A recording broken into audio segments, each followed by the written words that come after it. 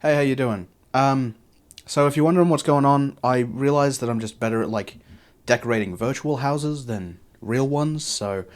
I've decided to move in, and this is where I'm gonna live now. Anyway, Once Human is now a year old, and with that comes a lot of promotions, updates, and time with the game. So I think it's time that we finally take a dive into what this game is, and as a final note, this video will not be sponsored by Once Human, Starry Studios, or NetEase.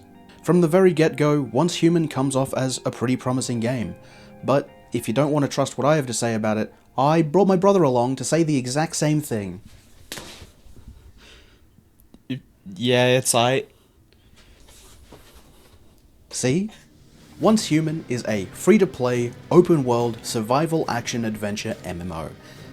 Yes, I know that's a lot of genres, but we'll go through to see what that actually means. Once Human takes place on a massive map that you have the full freedom to progress through as you wish. Along your way, you can cut down trees, mine resources, and craft your dream home. And if PvE isn't your thing, then there's also the option to play in one of the PvPvE servers that are online as well. After building your home, you're able to craft better gear and prepare yourself for the silos and monoliths, this game's version of dungeons and bosses. Around the map you can also explore through towns and other places of interest to farm special materials and unlock blueprints for weapons and armor. But that isn't the only way. You can also unlock weapon blueprints through the Wish Machine. Honestly, if you want a TLDR, the game is like Fallout 76 but without all of the launch issues and the chance of randomly getting banned. There is a ton in this game to explore and progress through, though it does have a few shortcomings. While you do get quite a few levels early on, it pays to be mindful of where you place the points from these levels, since the game really tends to slow down at about level 30. And once you place your ciphers in the skill tree, you cannot change them unless you want to create an entirely new character.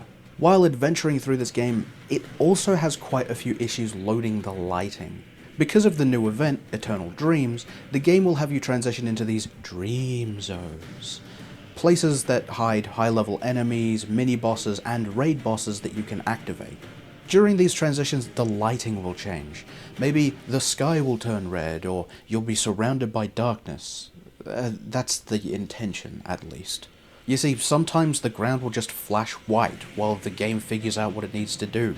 There'll be massive lines of shadows across the ground, and sometimes it's just impossible to see until the game actually figures out what it wants to do. This doesn't really kill the experience, but it can be quite annoying, especially while traveling long distances. Once Human has a very intriguing but strange feel about it. Taking quite a bit from Cthulhuic mythology, this game's story is super dark with incredibly interesting boss designs. The basic enemies and mini-bosses are familiar yet surreal in ways that they move, making certain enemies feel ripped right out of the SCP universe. Outside of that, the environment is really well put together, giving some awesome vistas and areas to travel through, as well as plenty of prime locations to make a base of operations. There are quite a few cool and interesting locations that this game comes up with because of these spacey and sci-fi themes in a modern world. Houses suspended in the air by strange forces. Unnerving yet fascinating growths that weave into buildings and distort the world around it. This all comes together to give the different locations in the world a bizarre yet easy to understand flow, allowing the player to note where different locations are simply by looking at the corruption in the area. Now for arguably the main section of Once Human, and that would have to be the combat, but it does feel a little bit odd, at least to me.